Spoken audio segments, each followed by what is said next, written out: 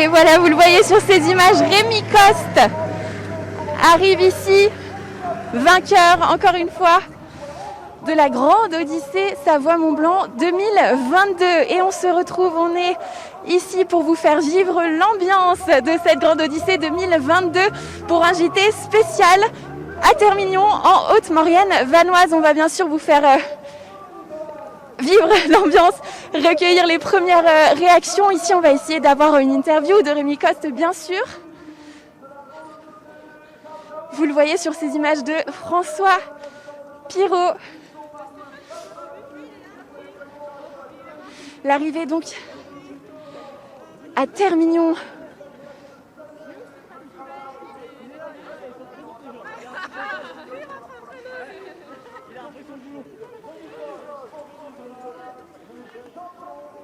Pour ce JT spécial, donc on va essayer d'avoir une réaction.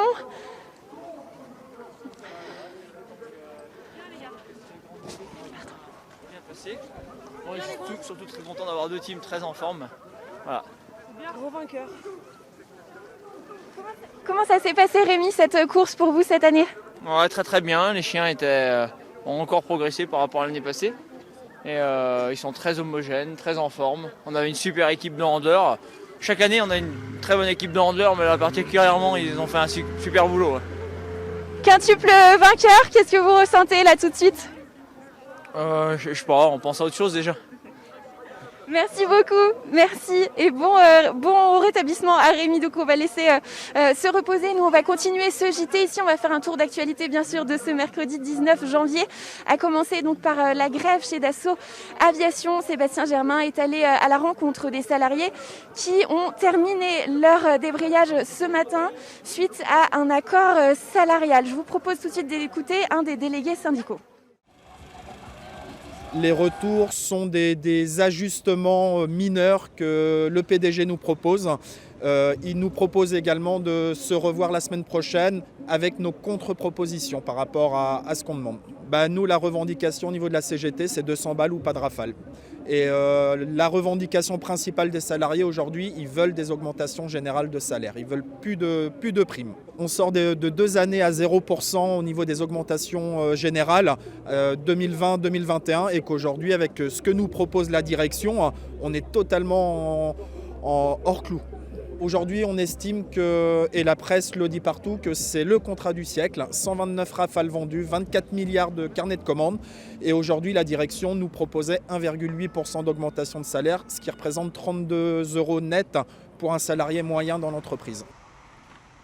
Voilà, on est toujours ici à Termignon, vous le voyez derrière moi, un Rémi Coste qui vient d'arriver, de remporter encore cette grande Odyssée. Nous, on va continuer notre tour de l'actualité en Savoie-Mont-Blanc avec un reportage à nouveau de Sébastien Germain qui est allé visiter le salon de l'apprentissage du côté de La Roche-sur-Foron. On regarde tout de suite. Âgé de 18 ans, Alexis a entamé en septembre dernier sa 3e année à la MFR Les 5 Chemins de Margencel. Actuellement en BP menuiserie, la voie de l'alternance a changé sa vie. Avant, je faisais pas grand-chose, j'arrivais pas du tout à l'école, j'étais pas du tout attentif et ça m'a permis de faire une approche différente de l'école. Comme je suis vraiment dans la vie active, malgré que je sois en formation, c'est vraiment quelque chose qui m'a aidé vraiment à grandir intérieurement comme dans toutes les façons de voir. Et ça m'a apporté vraiment beaucoup de choses. Et c'est peut-être aussi pour cela que le salon Prépa existe. Pouvoir susciter des vocations identiques à celles d'Alexis. Organisé à Roche Expo, cet événement fait la part belle aux formations et à l'alternance. Des filières qui n'ont pourtant pas forcément bonne presse. Combattre les idées reçues comme quoi c'est une voie de garage, que c'est pour des élèves qui ne sont pas bons, ça ne se fait pas en 2 petites années. Mais des salons comme ça permettent de combattre un petit peu les idées reçues. Mais il y a encore un petit peu du chemin à faire. On n'est pas à la hauteur ni de la Suisse, ni de l'Allemagne par exemple. Annulé ces 2 dernières années, le salon Prépa 2022 s'articule autour de 10 élométiers, aussi divers que variés. Et pour l'organisation, la tenue de cette manifestation revêt une importance essentielle au vu de la situation qui rythme notre quotidien. Des statistiques nous prouvent que l'apprentissage a le vent en poupe et que beaucoup de jeunes veulent se lancer dans cette voie actuellement. Sans doute une situation qui a permis à beaucoup de gens, beaucoup de jeunes, d'ouvrir les yeux, de se poser, de regarder un petit peu ce qui pouvait se passer et surtout de leur assurer un avenir relativement sûr. En 2020, près de 60 000 contrats ont été signés et de manière plus générale, 8 apprentis sur 10 sont embauchés à l'issue de leur formation. Et voilà, les arrivées se poursuivent ici à Termignon, en Haute-Maurienne vanoise, pour cette grande odyssée qui se termine après plus de 10 jours de compétition, 10 000 mètres de dénivelé positif, des milliers de kilomètres parcourus par ces 600 chiens athlètes et cette cinquantaine de mushers encore au rendez-vous pour cette grande course de chiens de traîneau, une des plus importantes en Europe. Nous allons continuer notre JT avec la suite de notre série de la semaine consacrée à la coiffure. Dans ce deuxième épisode, nous rencontrons une coiffeuse bien connue des Annéciens. Elle tient un petit salon dans un quartier d'Annecy, un salon où se lient même parfois des amitiés. On regarde tout de suite. Donc tu en demandes, c'était pas mal ici. Ah bah je suis très bien. Chez Emma Sinclair, tous les clients sont des habitués. Vosgienne d'origine, Emma a posé ses valises à Annecy il y a près de 20 ans. Elle a acheté ce petit salon où elle travaille seule et qu'elle a transformé en un lieu bien particulier. J'avais envie d'instaurer vraiment, d'installer un lieu de rencontre, d'échange et de coiffure bien sûr. Pour moi, c'était important qu'il y ait une convivialité, que les gens ne soient pas seulement des clients. Il y a beaucoup de passages, de gens même qui viennent dire bonjour, voilà, des gens qui se rencontrent aussi, qui font connaissance ici, donc ça, je trouve ça sympa. Et puis ben voilà, ça circule, ça discute, c'est chouette. Coiffeuse le jour, chanteuse le soir, Emma partage sa passion pour la musique avec sa clientèle fidèle. Fanette se fait coiffer ici depuis près de 10 ans. C'est vrai que des fois ça chante, ça joue de la musique, c'est agréable. Intimiste parce qu'on est rarement, on peut être 2-3 personnes maximum en même temps, donc c'est agréable. Et puis innovant parce que j'ai changé de tête depuis que je connais Emma. En fait, Fanette est arrivée dans mon salon par l'intermédiaire d'une autre personne, qui elle-même est arrivée par l'intermédiaire d'une autre personne, par recommandation. Et en fait, je dirais que le salon fonctionne beaucoup de bouche à oreille. Et je crois que c'est la meilleure des publicités, si on peut appeler ça comme ça. Plus qu'un salon de coiffure, Emma tient ici une petite institution dans le quartier. Elle prévoit de rénover prochainement son échoppe pour lui donner un cadre encore plus intimiste et convivial. Voilà. Nul doute que ses clientes et ses clients seront encore longtemps fidèles à sa paire de ciseaux et à sa bonne humeur. Toujours notre racine un peu plus foncée et on part sur du dégradé clair sur les longueurs. Et nous sommes toujours à Termignon, donc pour les arrivées finales de cette grande odyssée Savoie-Mont-Blanc 2022. Et je suis en compagnie de Camille Génieux. Bonjour Camille. Bonjour. Vous êtes le directeur des opérations sur la course. Alors en quoi consiste précisément votre rôle ? Donc j'ai à la charge d'organiser l'ensemble de l'événement et de réaliser ce que l'on prévoit en réunion d'organisation justement.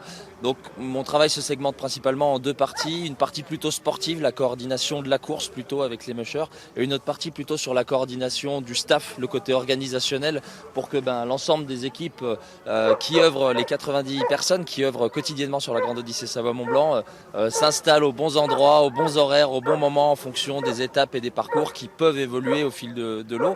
Et c'est notamment aussi sur ça que je me projette quotidiennement sur la suite des étapes qui arrivent. Aujourd'hui, on est sur la dernière étape, donc mon travail est un petit peu allégé par rapport aux premiers jours sur lesquels je me projetais sur les étapes de J+1, +2, +3, voire +5. Voilà. Donc vous êtes la bonne personne pour nous dire si tout s'est bien passé, comment s'est déroulée la course là, cette année. Écoutez, tout d'abord on a eu, je pense, énormément de chance avec la météo que l'on a eue. On a eu de la neige qui est tombée au tout début de la course, donc de la neige fraîche et une bonne épaisseur dans tous les massifs alpins. Et derrière, du soleil, un temps super, du froid, ce qui est très important pour les chiens, très important pour que la piste aussi soit dure. Voilà, donc les conditions climatiques ont été favorables. Les conditions sanitaires sont celles que l'on connaît. Néanmoins, après ces 12 jours de Grande Odyssée Savoie-Mont-Blanc, le staff est toujours là. La plupart des mushers sont toujours là. On a pu avoir du public comparé à l'année dernière où l'on était en huis clos. Donc voilà, on renoue avec une édition normale. Les mushers aujourd'hui sont très satisfaits de la course et tout s'est très bien passé sur cette édition 2022. Quelle a été la plus belle étape ou le plus beau moment d'après vous sur cette édition ? Écoutez, cette arrivée finale ici à Valsony-Termignon, c'est toujours un moment très émouvant pour les mushers, pour le staff, pour les handlers. C'est vrai que c'est une aventure humaine, c'est 12 jours où voilà, on vit tous ensemble, on mange Grande Odyssée, on dort Grande Odyssée, on fait ça toute la journée et c'est vrai qu'on est un petit peu dans notre bulle, hein, dans cette organisation-là. Voilà, donc c'est typiquement un moment d'émotion très, très forte que l'on vit ici avec toutes les personnes et tout le staff qui est ici présent. Il y a une étape mythique, celle du bivouac, qui s'est tenue hier pour clôturer cette édition en beauté. Comment ça s'est passé de ce côté-là ? Écoutez, très bien, les conditions étaient elles aussi favorables. Il faisait pas si froid que ça, à 2000 mètres d'altitude au col du Mont-Cenis, là où on a mis en place la base polaire. Les mushers ont fait une très bonne étape hier, ont passé une nuit très correcte et sont redescendus ce matin donc pour cette arrivée ici à Valsony-Termignon. Effectivement, hein, ils dorment en bivouac sous tente avec les chiens donc dehors, où voilà, ils préparent un petit peu une zone avec de la paille, on leur fournit de l'eau et ils nourrissent les chiens, ils les hydratent, etc. Ils s'en occupent pendant la nuit également s'il y a besoin. On a évidemment des équipes vétérinaires qui sont constamment présentes et qui suivent cela pour s'assurer que tout se passe bien, parce que c'est des conditions quand même un petit peu rudes, un petit peu extrêmes. Voilà, mais tout s'est très très bien passé sur le bivouac. Malheureusement, nous n'avons pas pu aller faire l'étape autour du lac du Mont-Cenis, où la neige a été énormément soufflée et n'a pas pu finalement poser, bien qu'il y ait eu des chutes de neige. Voilà, le vent n'a pas permis d'avoir le manteau neigeux qui nous permettait de faire l'étape autour du lac. Mais néanmoins, tous les mushers ont pu apprécier la magnifique vue que l'on a à 2000 mètres d'altitude au-dessus. Vous serez au rendez-vous l'année prochaine ? Pour sûr, pour une 9e édition pour ma part et pour une 19e édition pour la Grande Odyssée Savoie-Mont-Blanc. Je me posais juste une question, vous au niveau du staff, vous Camille par exemple, est-ce que vous faites d'autres courses ? Là, il y a d'autres courses qui vous attendent ou c'est vraiment uniquement la Grande Odyssée ? Non, alors on est organisateur d'événements sportifs, on a plusieurs événements durant l'année. La Grande Odyssée Savoie-Mont-Blanc reste notre plus grand événement et on a plusieurs événements grand public de par ailleurs, donc pas des courses de chiens de traîneau, plutôt des événements de trail, de marche nordique, voilà, un petit peu tout au long de l'année et ça occupe une dizaine de personnes annuellement dans la société qui organise ces événements-là. Merci beaucoup en tout cas d'avoir été avec nous, on vous souhaite une belle fin de course, ça va durer encore quelques minutes ici à Termignon. Merci beaucoup. Merci à vous. On va pour notre part continuer notre JT. On reste en Savoie puisque Lucas Ruche est allé du côté de Champ-Laurent, un tout petit village, le plus petit de Savoie, 40 habitants. Pas de commerce, pas d'école, il peine à attirer du monde. Regardez ce reportage. Ici, ni école ni commerce, seulement une église entourée d'une poignée de maisons. Nous voici à Champ-Laurent, le plus petit village du pays de Savoie. Touchée par la désertification causée par les 30 Glorieuses, cette commune située sur les hauteurs de la Combe de Savoie compte désormais 34 habitants, un chiffre qui se stabilise depuis maintenant quelques années. La population est ici majoritairement âgée comme c'est le cas de Jean-Louis. Ce retraité a grandi dans le village d'à côté mais s'est marié ici à Champ-Laurent, un village qu'il ne quitterait pour rien au monde. On est bien, c'est bien calme, c'est tout, ça n'a rien à voir avec le ponteur. Un peu plus loin, à l'entrée du village se dresse fièrement cette maison typique de Savoie. Elle est détenue par Liliane. Cette ancienne banquière a quitté Paris pour Champ-Laurent il y a 17 ans et ne regrette en aucun cas ce changement de vie. J'aime la campagne, voilà, j'aime la tranquillité. Et donc ce village représente tout ce que je cherche, en fait, la quiétude, il y a la beauté du village, la beauté des régions, les gens qui sont très gentils.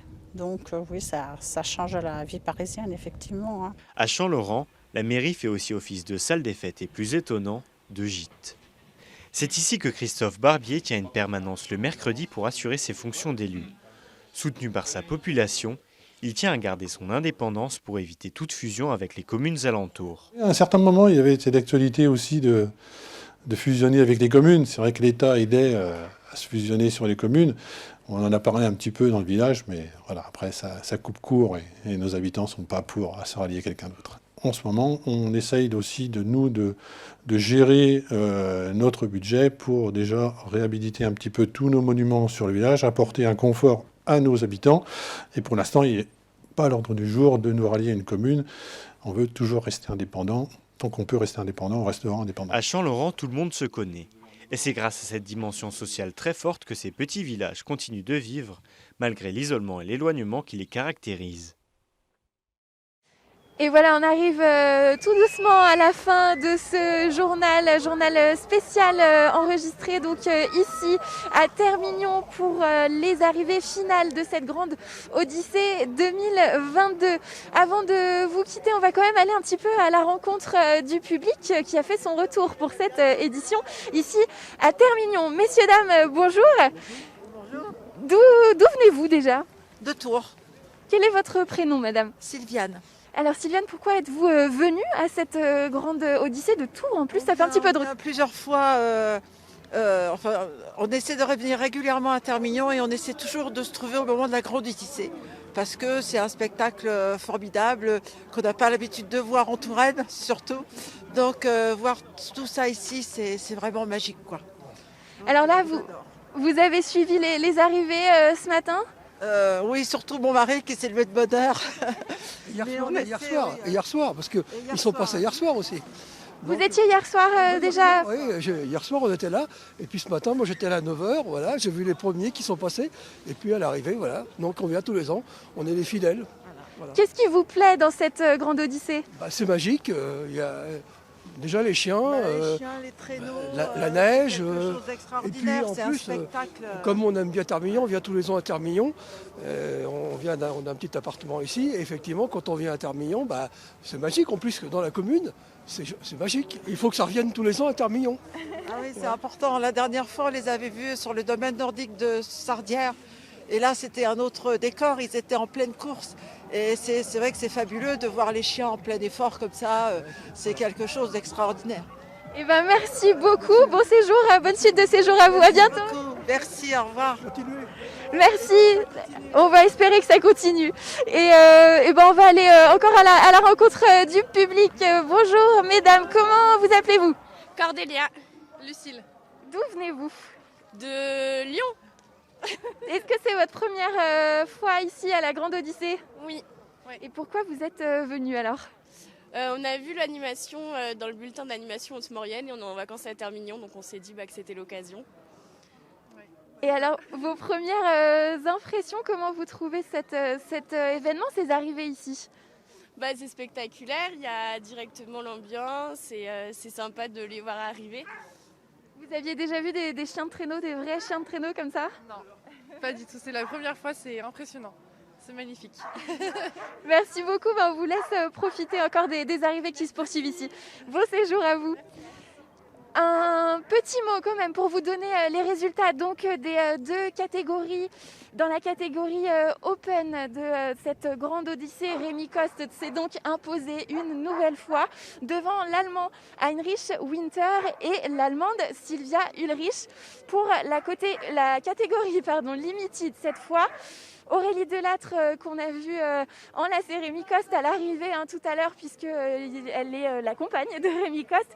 Elle s'impose dans cette catégorie Limited devant Cindy Duport et Elsa Borget. Un classement donc 100% féminin et 100% français. Un petit mot encore de sport pour vous informer que la France enverra pour la première fois, c'est confirmé, un équipage féminin de bob. Les sélections ont été annoncées. Margot Bock et sa coéquipière Carla Sénéchal seront donc aux Jeux Olympiques de Pékin. Romain Heinrich sera également de la partie déception. En revanche, pour Agathe Bessard qui ne pourra pas aller aux Jeux en skeleton. Merci beaucoup d'avoir suivi ce JT spécial. Merci à François Pirot derrière la caméra. Merci à toute l'équipe. Dans un instant, vous retrouvez la météo de Thierry Paul et puis un nouvel épisode de Panorama consacré cette semaine à la Plagne. À très vite.